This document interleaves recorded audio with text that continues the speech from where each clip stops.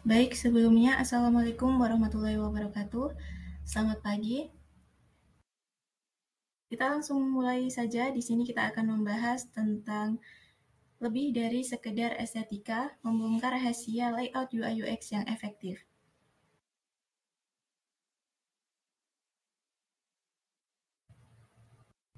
Tapi sebelumnya saya akan perkenalkan diri terlebih dahulu. Nama saya Diki Mayangsari dari Universitas Shahid Surakarta, program studi Desain Komunikasi Visual, dan saya adalah peserta dari studi independen UI UX BISA AI.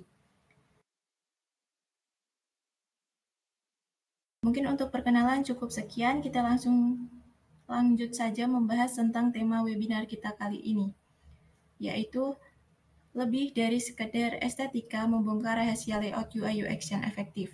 Tujuan pembahasan kita kali ini yaitu memahami lebih mendalam tentang layout UI UX yang bukan hanya tentang estetika, tetapi juga tentang fungsi dan kegunaan. Layout yang efektif akan membantu pengguna mencapai tujuan dengan mudah dan efisien.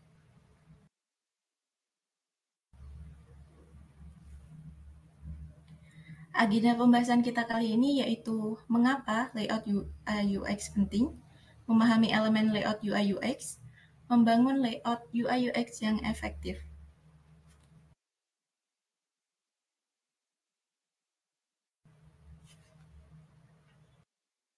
Yang pertama, kita akan membahas yaitu mengapa layout UI UX itu penting. Teman-teman semua pernah tidak menggunakan aplikasi atau website yang tampilannya cantik tetapi sulit digunakan, seperti tombolnya tidak terlihat, informasinya terlalu padat, atau bingung harus kemana untuk menyelesaikan langkah selanjutnya. Nah, ini pentingnya layout UI UX. Layout yang efektif adalah fondasi dari pengalaman pengguna atau user experience yang baik. Layout UI UX ini dirancang dengan baik tidak hanya untuk enak dilihat saja, tetapi juga fungsional dan intuitif. Ini membantu pengguna mencapai tujuan mereka dengan mudah dan efisien. Coba bayangkan layout sebagai denah rumah teman-teman. Denah yang baik akan menempatkan ruang tamu di tempat yang mudah diakses, kamar tidur di tempat yang tenang, dan dapur dengan perabotan yang tertata rapi. Sama seperti denah rumah, layout UI UX yang baik ini akan mengatur elemen antarmuka dengan cara yang mudah untuk digunakan oleh pengguna untuk memungkinkan untuk menemukan apa yang mereka cari.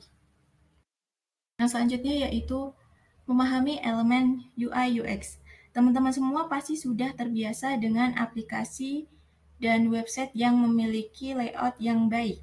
Dan dari berbagai aplikasi dan website, layout yang dipakai oleh aplikasi dan website tersebut biasa menggunakan elemen-elemen berikut ini. Yang pertama yaitu hierarki visual. Merujuk pada cara elemen-elemen dalam sebuah layout diberi bobot atau urutan berdasarkan mana yang paling penting. Hal ini membantu mata pengguna melalui tata letak dan memprioritaskan informasi dengan jelas. Sebagai contoh, ukuran elemen yang lebih besar akan menarik perhatian lebih banyak. Warna yang lebih cerah atau mencolok juga akan lebih menonjol. Kemudian elemen dengan kontras yang tinggi akan lebih mudah untuk dilihat. Kemudian elemen yang ditempatkan di tengah halaman atau di atas akan lebih menarik perhatian. Untuk selanjutnya yaitu keseimbangan dan proporsi. Keseimbangan dan proporsi adalah tentang menciptakan tata letak yang terasa harmonis dan seimbang.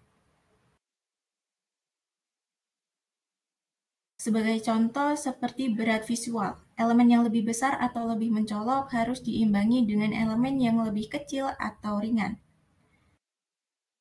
Elemen antarmuka harus juga didistribusikan secara merata di seluruh halaman, dan juga harus menggunakan white space untuk memisahkan elemen dan menciptakan rasa ruang. Selanjutnya yaitu kontras dan warna. Kontras dan warna adalah Dua elemen penting dalam desain UI UX. Kontras mengacu pada perbedaan antara dua elemen, sedangkan warna dapat digunakan untuk menyampaikan makna, membangkitkan emosi, dan menarik perhatian. Menggunakan kontras yang tinggi untuk teks dan latar belakang dapat memastikan bahwa teks itu dapat mudah untuk dibaca, sedangkan warna untuk membedakan antara elemen yang berbeda. Contohnya, menggunakan warna yang berbeda untuk tombol, tautan, ataupun input.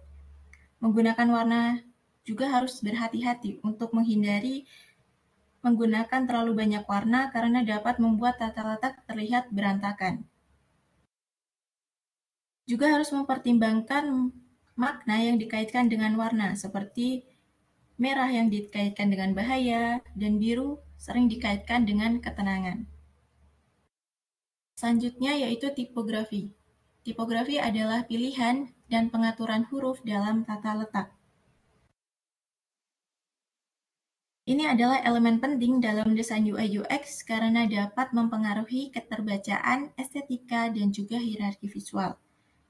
Menggunakan font yang mudah dibaca, itu juga sangat penting untuk menghindari menggunakan font yang terlalu tipis ataupun rumit. Ukuran font juga harus sesuai sehingga tidak terlalu kecil sehingga sulit dibaca ataupun font yang terlalu besar sehingga memakan banyak ruang. Hierarki tipografi juga untuk menunjukkan mana yang paling penting.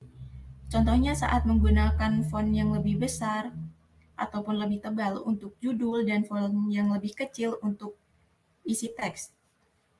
Untuk warna yang kontras dengan latar belakang juga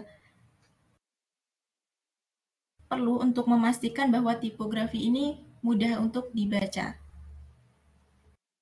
Selanjutnya yaitu ruang putih. Juga dikenal sebagai ruang kosong atau white space. Adalah area kosong di sekitar elemen-elemen dalam sebuah layout. Ruang negatif adalah ruang kosong di sekitar elemen antarmuka sering diabaikan, tetapi sebenarnya dapat memainkan peran penting dalam desain UI UX. Sebagai contoh, meningkatkan keterbacaan ruang putih membuat teks lebih mudah dibaca dengan memisahkan baris dan paragraf, kemudian membuat tata letak terasa lebih lapang dan tidak berantakan dan menarik perhatian juga untuk ke elemen yang lebih penting. Sebagai contoh, pada gambar di samping ini. Pada gambar bagian bawah itu terasa lebih lapang daripada gambar yang lebih atas karena terdapat ruang putih atau white space sehingga ada tempat untuk bernafas sehingga tidak terlalu sesak untuk elemen sehingga informasinya juga tidak terlalu padat. Selanjutnya kita akan membahas membangun layout UI UX yang efektif. Membangun layout UI UX yang efektif, yang pertama kita akan membahas tentang membangun alur pengguna yang jelas. Alur pengguna adalah urutan langkah yang diambil pengguna. Alur pengguna yang jelas akan memudahkan pengguna untuk mencapai tujuan. Kemudian yang kedua yaitu menggunakan grid. Grid adalah sistem garis dan kolom yang digunakan untuk menyusun elemen antarmuka. Grid dapat membuat tata letak yang konsisten dan juga seimbang, kemudian memudahkan juga untuk mengubah ukuran dan menyusun kembali elemen, sehingga membuat tata letak yang responsif dan terlihat bagus di semua perangkat. Yang ketiga yaitu menerapkan prinsip Gestalt. Prinsip Gestalt adalah serangkaian prinsip psikologi yang dapat digunakan untuk membuat tata letak yang lebih mudah dipahami dan digunakan. Dalam konteks desain UI UX, penerapan prinsip Gestalt ini dapat membantu menciptakan antarmuka yang jelas, intuitif, menarik bagi pengguna. Contohnya yaitu similarity atau kesamaan. Prinsip ini menyatakan bahwa elemen elemen-elemen visual yang memiliki kesamaan dalam bentuk, warna, ukuran, atau orientasi cenderung dikelompokkan bersama oleh pikiran manusia. Dalam konteks UI UX, kesamaan dapat digunakan untuk mengelompokkan elemen-elemen yang terkait secara visual, seperti tombol yang memiliki warna yang sama untuk tindakan yang serupa. Kemudian yang kedua contohnya yaitu proximity atau kedekatan. Elemen-elemen visual yang berada dekat satu sama lain cenderung dipersepsikan sebagai kelompok atau satu kesatuan. Dengan memanfaatkan prinsip ini, desainer dapat menata elemen-elemen yang saling terkait secara fisik dekat satu sama lain untuk menciptakan kelompok informasi yang jelas dan mudah dipahami. Kemudian yang ketiga yang akan kita bahas adalah continuity, yaitu kesinambungan. Manusia itu cenderung untuk melihat garis atau pola yang terus berlanjut sebagai satu kesatuan atau alur. Dalam desain UI UX, prinsip kesinambungan dapat diterapkan untuk membimbing mata pengguna melalui alur tata letak untuk menyoroti hubungan antara elemen-elemen yang terhubung. Kemudian yang keempat yaitu closure atau pengaburan.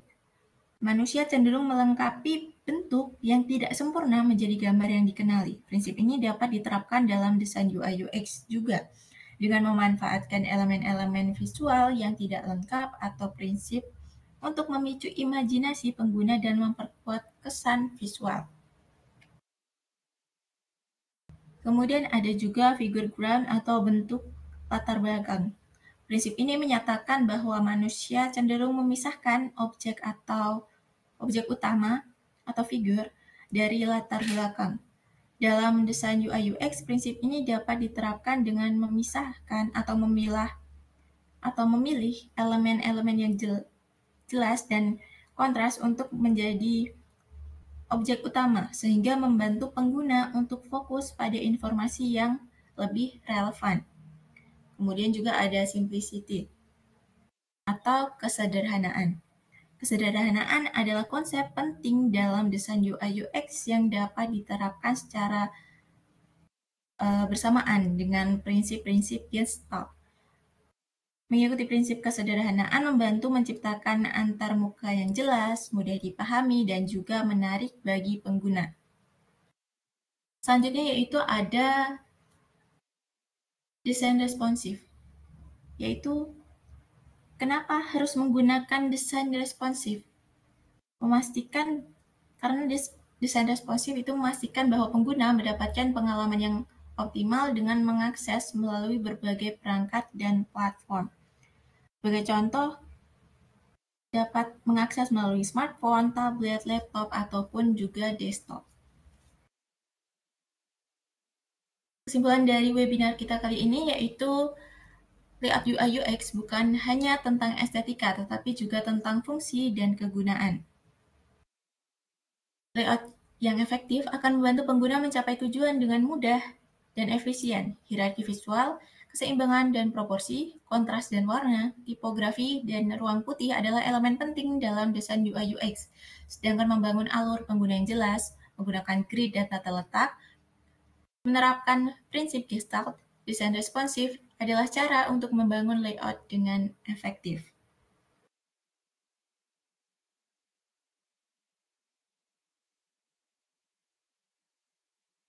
Mungkin cukup sekian yang dapat saya sampaikan. Silakan jika ada yang ingin ditanyakan, bisa melalui kolom chat.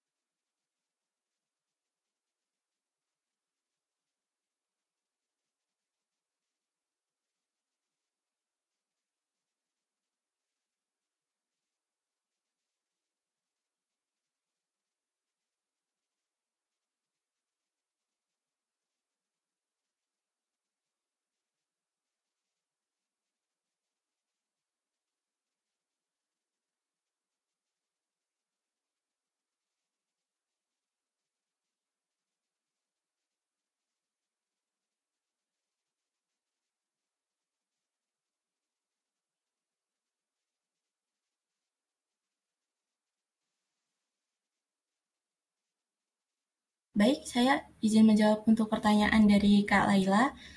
Untuk perbedaan UI dan UX itu bagaimana ya Kak? Kenapa keduanya sama-sama penting? Untuk perbedaan UI UX tersendiri, untuk UI atau user interface biasanya berfokus pada pengalaman berfokus maaf berfokus pada aspek visual atau interaksi antar muka pengguna. Secara sederhana seperti tampilan visualnya.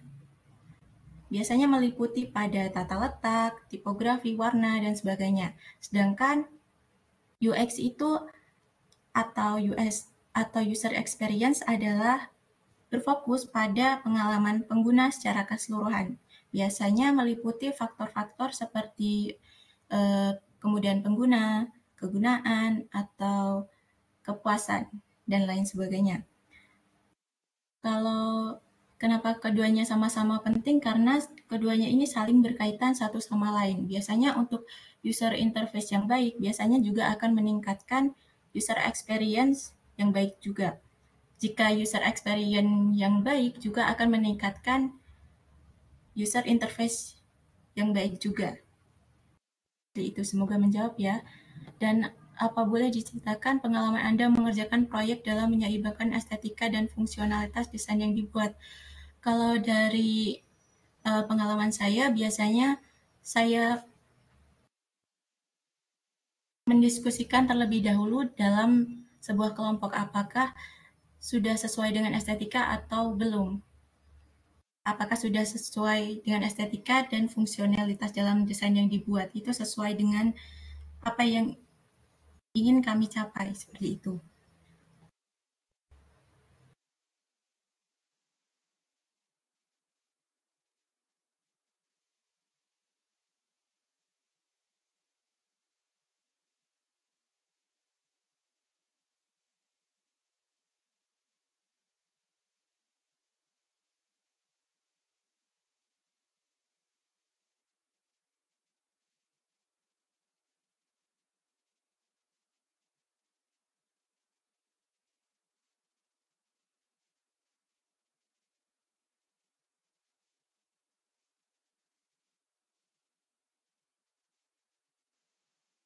Untuk selanjutnya dari Kak Syahni Maulana. Kak, saya mau bertanya bagaimana penggunaan yang baik pada warna dan tampilan register, apakah penggunaan warna cerah pada kolom isi dan menggunakan warna putih pada fontnya itu baik? Saran saya menggunakan kontras atau menerapkan kontras pada kolom isi dan juga font. Tetapi juga harus memperhatikan background-nya itu harus warna apa. Jadi sebaiknya memperhatikan kontras tersebut dan juga target audiensnya. Apakah teks itu mudah dibaca atau tidak, dan juga apakah teks dan kolom isi tersebut dapat melelahkan mata atau tidak, seperti itu. Kalau untuk UI UX sendiri, apa ada proses testing ya desain web tersebut sudah bisa diluncurkan untuk bisa digunakan pengguna? Belum ada.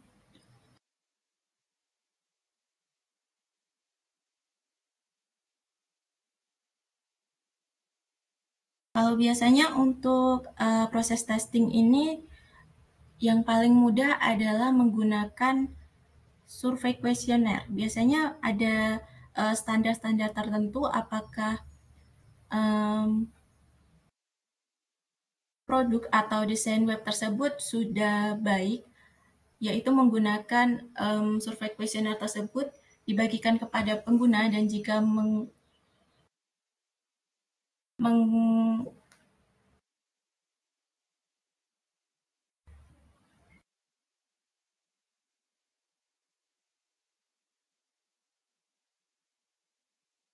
atau mendapati banyak pengguna yang mendapatkan respon baik seperti itu, dapat diluncurkan dan bisa digunakan.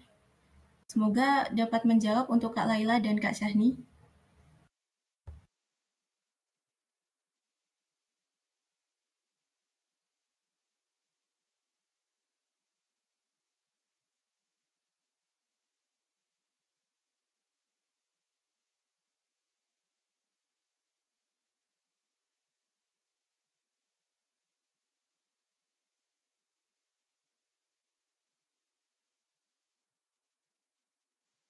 Apakah ada yang ingin ditanyakan lagi? Mungkin?